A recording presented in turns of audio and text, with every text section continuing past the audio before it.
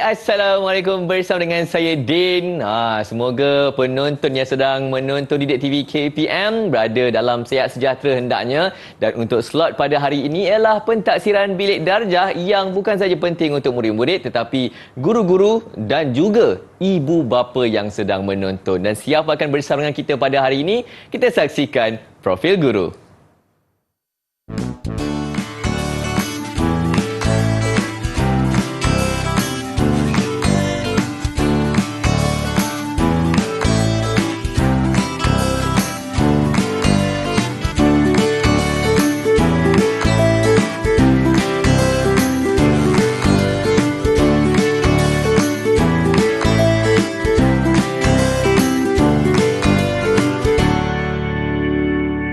Baik, kita dah pun berkenalan dengan cikgu kita. Assalamualaikum, Cikgu Syukri. Waalaikumsalam, Din. Apa khabar? Sihat, Alhamdulillah. Cikgu sihat? Alhamdulillah, cikgu sihat. Cuma suara cikgu ni macam serak-serak sikit. Alamak, kalaulah boleh saya pinjamkan suara ni, cikgu. Kalau tapi boleh je. Itulah, tak apalah. boleh pula. Tapi tak apa. Hari ini Cikgu Syukri akan membantu kita untuk pentaksiran bilik darjah untuk PBD dalam pendidikan seni visual untuk sekolah rendah. Tapi sebelum itu, kita nak berkenalan juga dengan jurubahasa isyarat kita pada hari ini. Kita bersama dengan Cikgu Nazri. Cikgu Nazri orang Kelantan tapi berkhidmat di Pulau Pinang. Kita bawa mai untuk membantu kita pada hari ini untuk pentaksiran bilik darjah. Dan kalau guru-guru, ibu bapa dan murid-murid dah pun bersedia, saya serahkan kepada Cikgu Syukri. Silakan, Cikgu. Okey, terima kasih, Din. Selamat. Okey, untuk pengenalan kepada penonton di rumah, terutama kepada guru-guru dan ibu bapa, pentaksiran bilik darjah ni sebenarnya merupakan satu proses berterusan dalam PDP untuk mendapatkan maklumat yang berkaitan dengan penguasaan, kebolehan, kemajuan murid di sepanjang murid terhadap matlamat kurikulum yang ingin dihasratkan. Okey, Din, sedikit pengenalan daripada cikgu. Kemudian PBD ni juga melibatkan proses mengumpul dan menganalisis maklumat. Okey, dan juga sebagai refleksi berterusan dalam PDP. Okey, sedikitlah. Okey, cikgu nak terus dia kepada kita punya slide. Boleh, cikgu. Okey, terima kasih. Okey. Pentaksiran bilik darjah PBD bagi mata pelajaran pendidikan seni visual sekolah rendah. Okey, seterusnya kita tengok matlamat KSSR. Cikgu bacakan sikit untuk pengetahuan penonton di rumah. Okey, KSSR pendidikan seni visual sekolah rendah bermatlamat untuk melahirkan murid yang berpengetahuan dan berkemahiran dalam bidang seni visual. Okey, dalam membentuk insan yang harmonis, kritis, kreatif dan inovatif. Mengamalkan nilai murni, menghargai estetik seni dari pelbagai budaya dan mensyukuri keindahan alam ciptaan Tuhan. Okey, seterusnya kita tengok kepentingan PBD PSV. Okey, kenapa kita perlu belajar pendidikan seni visual? Okey, KSSR pendidikan seni visual memberi fokus kepada pembinaan insan berliterasi seni menerusi aktiviti pengkaryaan, pengurusan dan pembudayaan seni. Bagi mencapai hasrat ini, KSSR pendidikan seni visual digubal dengan berasaskan 4 modul kurikulum. Okey, jadi guru-guru akan didedahkan dengan modul ini. Modul dia ada 4 dia. Okey, bahasa seni visual, kemudian kemahiran seni visual, kreativiti dan inovasi seni visual, seterusnya apresiasi seni visual. Okey, makna kata murid akan belajar bahasa seni, kemudian dia akan menghasilkan karya. Okey, dengan karya itu tadi dia akan belajar menghargai, bukan sahaja menghargai karya sendiri, malahan menghargai karya orang lain. Okey, seterusnya kita tengok bahan rujukan. Antara bahan rujukan utama untuk PBD atau pentaksiran bilik darjah ni, yang pertama kita perlukan dokumen standard kurikulum dan pentaksiran. Okey, fokus cikgu Din, kita cikgu nak rujuk kepada tahun 5 lah. Untuk kita punya slot kali ni, kita fokus PBD kita pada tahun 5 punya PSB. Okey, yang kedua, kita ada bahan rujukan panduan pelaksanaan PBD edisi yang kedua. Jadi cikgu-cikgu boleh guna panduan ni untuk cikgu-cikgu guna semasa PBD di dalam kelas. Sebab PBD ni berterusan. Jadi cikgu-cikgu perlukan buku panduan ni. Okey, seterusnya tak lain tak bukanlah buku teks. Okey, Kementerian Pendidikan Malaysia telah menyediakan buku teks. Ada 6 buku teks daripada tahun 1 sehingga tahun 6. Jadi cikgu besarkan yang gambar tahun 5 tu sebab fokus kita pada inilah. Okey, pendidikan seni visual tahun 5. Okey, jadi boleh nampak Okey, seterusnya pelaksanaan PBD. Okey, macam mana pelaksanaan PBD ini dijalankan di sekolah. Okey, terutamanya di dalam bilik darjah. Okey, yang pertama kita ada standard kandungan, seterusnya standard pembelajaran. Okey, hasil pembelajaran itu tadi melalui objektif yang telah ditetapkan oleh guru. Okey, seterusnya aktiviti. Aktiviti ni cikgu lah kena rancang aktiviti apa yang bersesuaian untuk diajar pada ketika itu. Okey, seterusnya kaedah pentaksiran. Kaedah ni nanti saya akan terangkan kemudian. Seterusnya standard prestasi ataupun tahap penguasaan. Okey, kita tengok pelaksanaan PBD kaedah pentaksiran. Okey, secara umumnya kaedah ni ada 3 dia. Yang pertama lisan, okey, kemudian bertulis dan juga pemerhatian. Seperti dalam gambar tu lah, kalau kita tengok budak sedang memberi penyataan. Okey, kemudian mungkin ada soal jawab di situ, kemudian bertulis, maksudnya dari mungkin nota, okey, mungkin latihan ataupun projek, dan juga pemerhatian. Pemerhatian ini dilakukan oleh guru lah pada waktu tersebut. Okey, ini saya dah senaraikan kaedah pentaksiran, di mana aktiviti yang boleh cikgu-cikgu buat di dalam kelas. Kalau lisan tu dia ada soal jawab, perbincangan, mendengar dan memberi respon. Kemudian kalau bertulis tu ada lakaran, lukisan, sebab kita pendidikan seni kan. Jadi ada ujian bertulis. Kemudian kita juga boleh buat kuis dalam kelas, folio dan projek kesenian. Seterusnya pemerhatian. Maksudnya guru memantau, melihat aktiviti yang dijalankan oleh murid-murid. Seperti memantau aktiviti murid, proses penghasilan karya, dan guru memberi maklum balas. Sekiranya contohnya kalau murid tak pandai nak potong, cikgu kena ajar. Itu sahaja. Baik, terima kasih Cikgu Syukri. Itu tadi 3 ada kaedah pentaksiran. Ibu bapa kena ambil tahu juga ni. Dan sekali lagi kita sambung bersama dengan Cikgu Syukri terus menonton Didik TV KPM.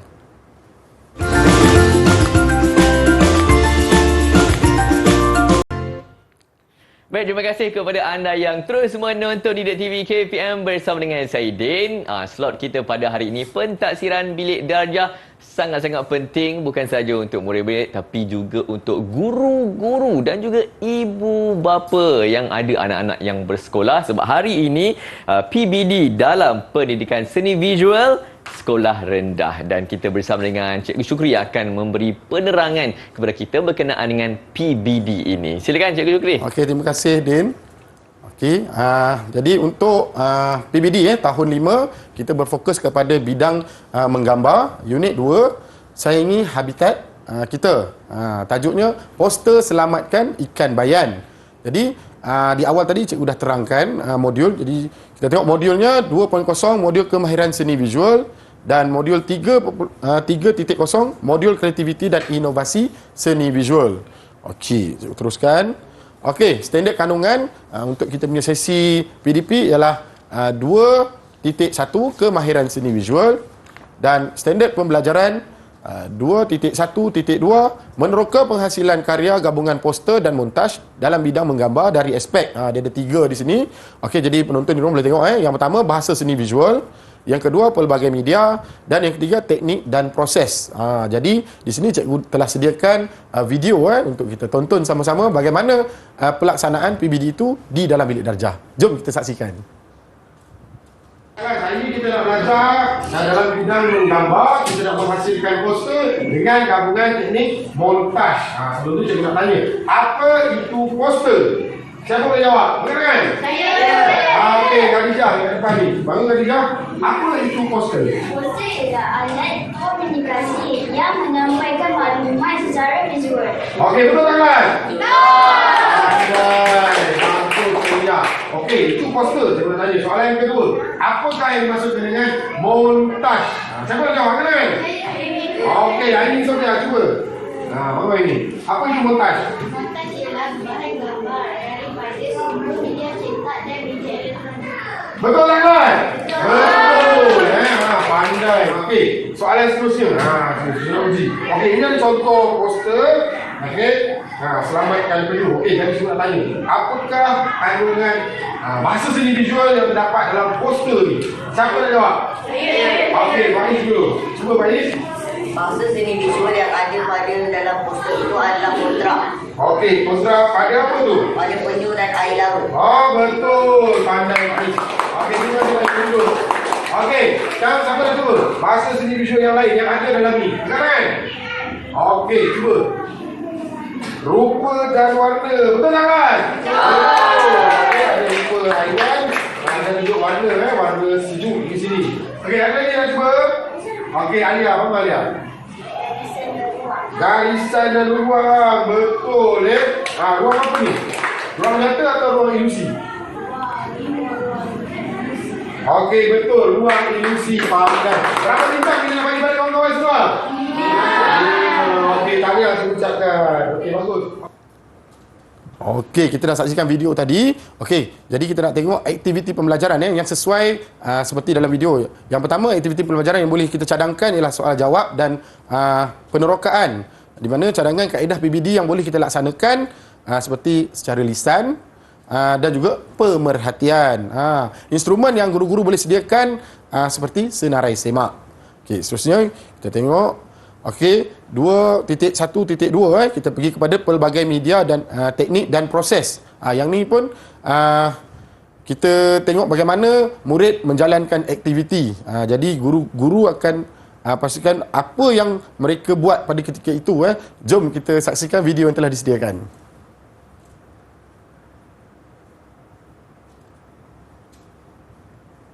Okey, kalau kita tengok di sini di sini kita boleh jalankan aktiviti pembelajaran, perbincangan dan eksplorasi media. Okey, di mana cadangan kaedah PBD yang kita boleh laksanakan secara bertulis dan juga pemerhatian. Okey, instrumen yang guru-guru boleh sediakan seperti senarai semak. Okey, jadi dapatlah kita tengok bagaimana murid berada dalam kumpulan, dia buat perbincangan dalam kumpulan, dia menentukan apakah alat dan bahan yang sesuai digunakan, serta bagaimana sesuatu proses itu berjalan. Okey. Jadi penonton boleh tengok bagaimana murid tu dia berbincang dahulu, ditentukan apakah media, alat dan bahan. Okey, kalau kita saksikan bagaimana murid menjalankan proses untuk menghasilkan poster tadi. Dia menggunting, dia menampal, kemudian dia menyapu warna dan sebagainya lah.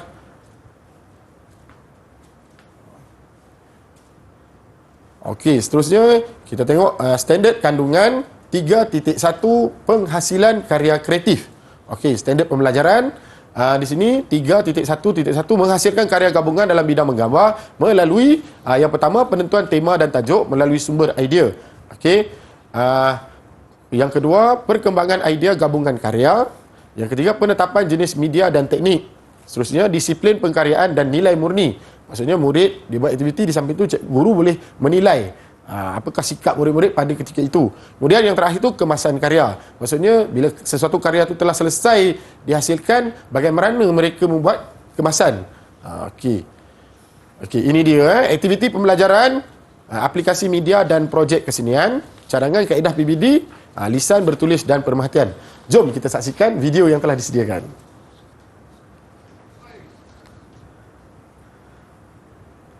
Okey, kalau kita saksikan di sini, murid sudah mula membancuh warna, membancuh warna untuk membuat latar belakang.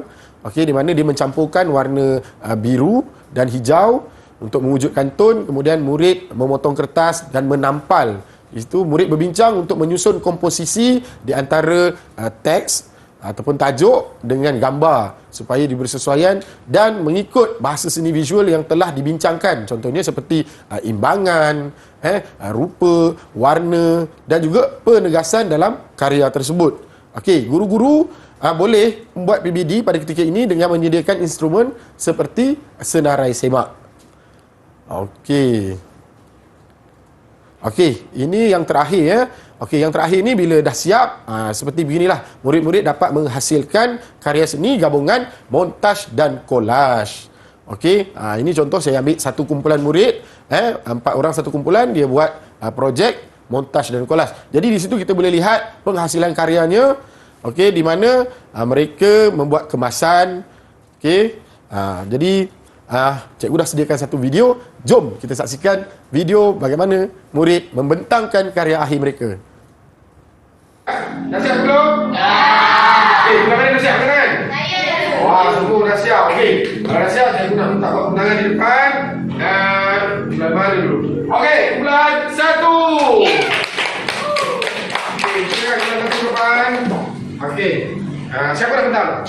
Okey, silakan Aini. Kami dah berkumpulan 1 ingin membentangkan poster gabungan montaj yang bertajuk Selamatkan Ikan Bayang. Media yang digunakan di dalam poster ini ialah bahan mencetak, watercolor, gam dan gunting. Bahasa seni yang terdapat di dalam poster ini ialah rupa, warna, imbangan dan penugasan. Okey, baik, bagus. Ada soalan nak tanya pada kawan kamu? Okey, Wafi, bangun Wafi. Apakah kumpulan warna yang terdapat pada poster tersebut? Okey, ada jawapan? Okey, jawab. Kumpulan warna yang terdapat pada poster ini ialah kumpulan warna seni. Okey, betul Tahniah bulan 1. Berapa bintang kita nak bagi pada bulan 1? 5 bintang. Tahniah bulan 1. Okey, ada tak pengajaran atau nilai-nilai daripada poster kamu ni? Kita perlulah menjaga kelestarian alam kita. Oh, bagus. Tahniah. Okey, bagi tepukan yang terakhir.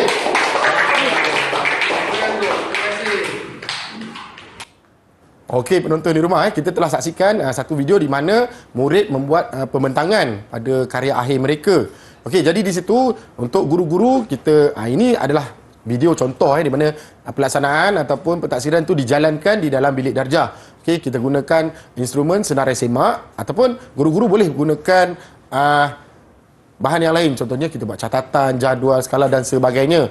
Okey, untuk video tadi tu, guru membuat pemerhatian dan juga secara lisan dan juga bertulis. Jadi guru-guru kebiasaannya untuk pendidikan seni visual ni agak mudah sebenarnya. Bila murid tu dapat menghasilkan sesuatu karya, murid dapat membentangkan modul 1 bahasa seni visual, modul 2 kemahiran seni visual, makanya murid tu kita dah boleh beri dia satu tahap penguasaan. Kita boleh bagi kredit kepada dia. Contohnya seperti mana yang saya berikan tadi, guru terus memberi bintang. Terpulang pada guru lah untuk beri 1, 2, 3 atau 4 dan 5. Begitulah. Kita tidak terus menjurus kepada tahap penguasaan 1 hingga 6. Tapi kita bagi dia bintang. Itu contoh sebagai cadangan sahaja. Okey. Selain daripada itu, tidak semestinya kita membuat pembentangan dalam kumpulan. Kita juga boleh panggil murid untuk buat pembentangan secara individu. Bila secara individu ni, guru dapat memberi fokus kepada seseorang murid tersebut ataupun individu tersebut. Bila buat secara ramai, jadi kita akan buat tahap penguasaan tu secara beramai, jadi tak berapa terlalu jelas. Tapi kalau secara bersendirian, seorang demi seorang, itu lebih jelas. Jadi, guru dapat mengenali murid dari segi sikapnya, sasiahnya, cara penyampaiannya. Okey, cikgu rasa itu saja. Terima kasih. Alright, cikgu. Saya terkesima sebenarnya. Kehebatan cikgu-cikgu di sekolah, terutamanya untuk PBD, Pendidikan Seni Visual ni, dan karya kumpulan yang saya tengok video tadi hebat juga cikgu. Betul. Seperti karya seni digital tu. Okay. Memang kita sebenarnya kita dah terapkan untuk murid-murid membuat karya tu mengikut kreativiti dan minat mereka supaya mereka boleh menghasilkan sesuatu. Karya tu nanti boleh dikomersialkan. Itu yang kita nak. Sangat-sangat hebat murid-murid zaman sekarang. Walaupun kita nak berhenti rehat dulu, kejap lagi kita sambung terus menonton Didik TV KPM.